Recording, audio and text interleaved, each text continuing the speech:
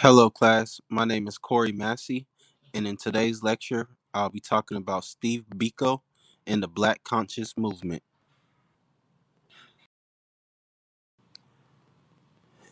Beginning in 1960, the African National Congress began to engage in mass protests. It was in one of those efforts of mass protests that resulted in the Sharpeville massacre. This is when a crowd of about 300 unarmed African protesters marched to the front of Sharpeville police station to demand they put an end to past laws. Past laws were laws that required Africans to have documentation when they were in white areas. The protest quickly turned violent when police began to shoot protesters, killing 69 and injuring hundreds more.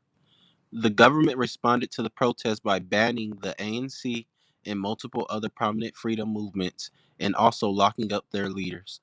It wasn't until late 1960 where we'll begin to see a new group of young activists rise.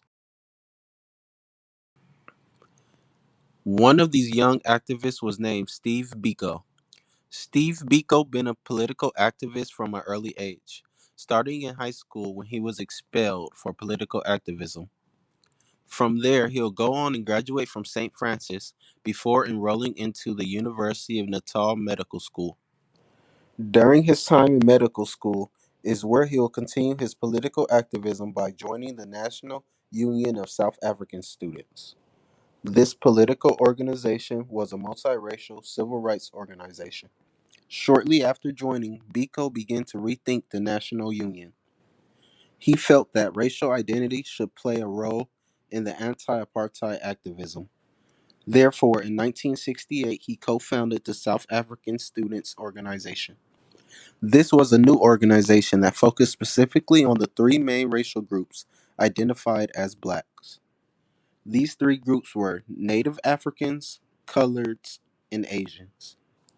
The SASO denied whites as their main philosophy for this movement was black consciousness. Black consciousness was an effort to get blacks to recognize who they were as a people and inherit a sense of dignity and self worth. You see, apartheid had forced Africans to look at themselves as if they were inferior to whites. Biko wanted to rid blacks of that mindset.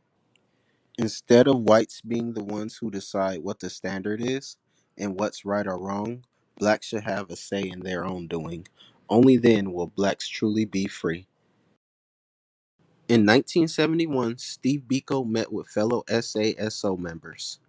During this meeting, he proposed ways to promote black consciousness. He proposed the people develop a more traditional way of living, one that's based more so on sharing. Biko felt that this traditional way of living will help rid the nation of the European mindset, which enables poverty and believes that the dollar is king.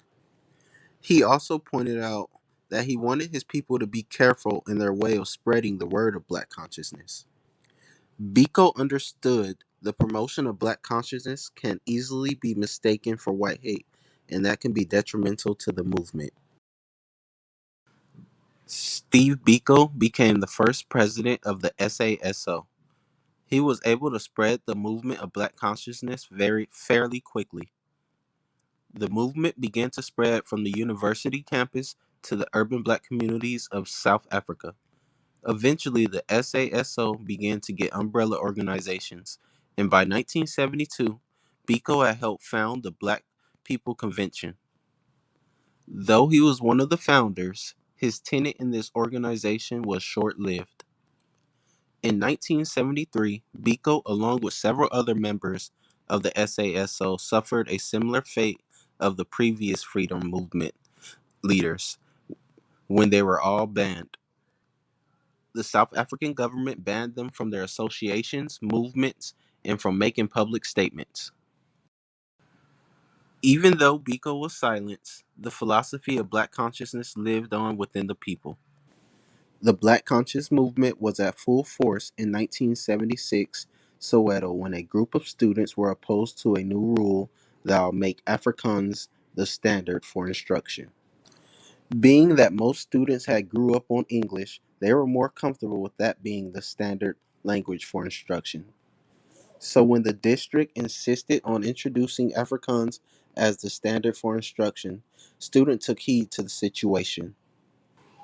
When the powers that be refused to listen to the students took it upon themselves and organized a protest.